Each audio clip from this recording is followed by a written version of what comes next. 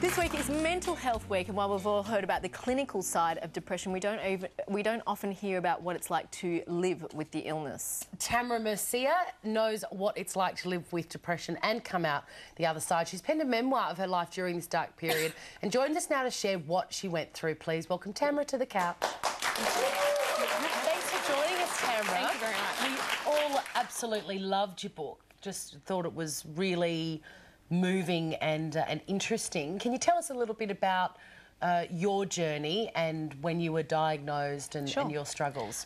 Depression pretty much stepped around me most of my life. It wasn't until 2 years after my first suicide attempt that I was actually diagnosed with severe clinical depression. And that's when I was put on antidepressants, started seeing a psychologist and then a counsellor. And then within a year, I put on 15 kilos as one of the side effects of the pill. It started coming off, and that's when the roller coaster of emotions began and hit rock bottom again. How old were you when you first made that suicide attempt? 19. Yeah. And how do you know when it's clinical depression? There's not a drug test, is there? You need to be diagnosed by, obviously, a professional. Yeah, I went to the doctors and they diagnosed it. However, they say that it's a chemical imbalance in the brain, but there's no blood tests or anything for that. So it's sort of like a series of questions and symptoms and stuff. Exactly. What were the warning signs for both you and your family that you had depression, Tamra? Well, I don't think that they really knew that it was as severe as it was until a couple of years after that, when my then partner actually called them up and said, I need you to come up, and she needs 24-hour watch because you know, she's a risk to herself. And that's when they said, well, you either need to go back on the antidepressants or you need to go in a mental home. And that's when I went, is it really that bad? So, wow. So what did you do? What were some of the things that you did? Yep, I started getting acupuncture, so that treated me from a physical perspective, and that was able to keep me stable enough so I was able to start working with a life coach on getting rid of the negative self-talk, the negative programming, and then just started experimenting, treating myself like a guinea pig, so, you know, laughing more. I joined a laughter yoga group, doing lots of exercise, and finding exercise that I was passionate about, so lots of dancing classes and boxing and those sorts of things, and following my passions, writing and all that. One of the good things I found about the upside of down your book was how you describe what it feels like to be depressed. I think it's fine to read something from a helping point of view that's external. This is what people do, but you're saying this is what I did, this is what I felt. You really sort of have a lot of voices in your head criticising yourself. And there's a chapter that I liked where you talk about catastrophizing, which is where, you know, something may occur that's a setback or it's an insult or hurtful, and you can blow it up in your mind. So part of your recovery was about learning to sort of value what things are worth. It's not that big a deal.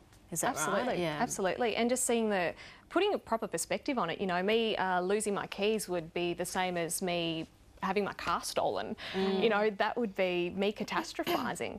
And so at the end of the day, you just bring it back to, does it really matter?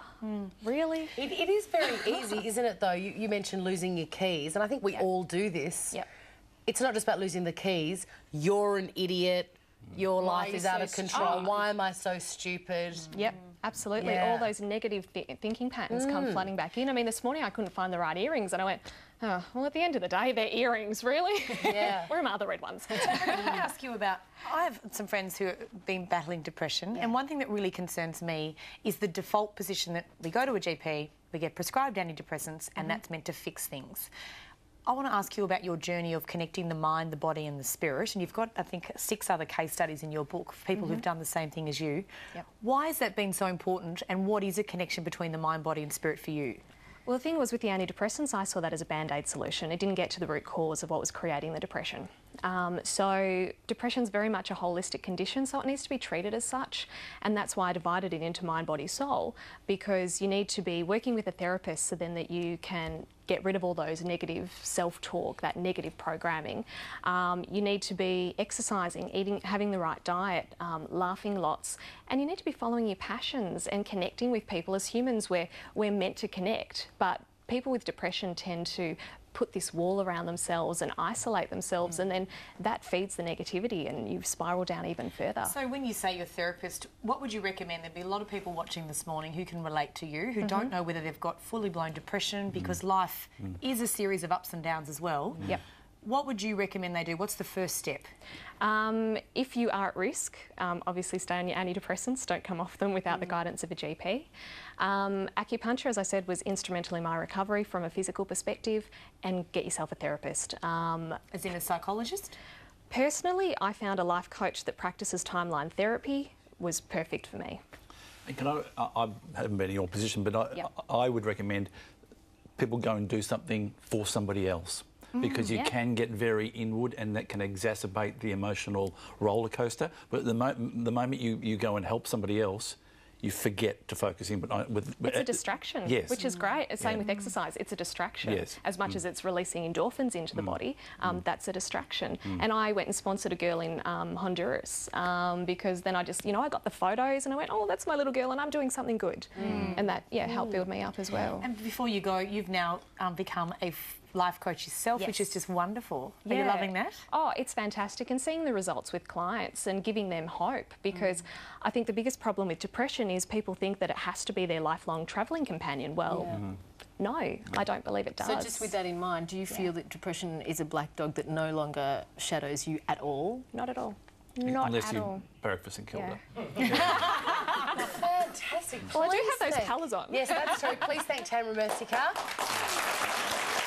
Now, if you or someone you know does need help, you contact Lifeline on 13 11 14. And the good news for everyone in our audience this morning, you'll receive a copy of Tamra's new book. And this is the cool part, a $200 life coaching session with her. So there you go. Yay. I don't think they heard that. Did you hear that? No. You get a life coaching session with Tamra each worth $200. Really inspirational. Time now for a session with Pat. Thanks, girls. Now, with all the new styles of kitchen cooktops available, it's sometimes hard to find the right cookware that suits.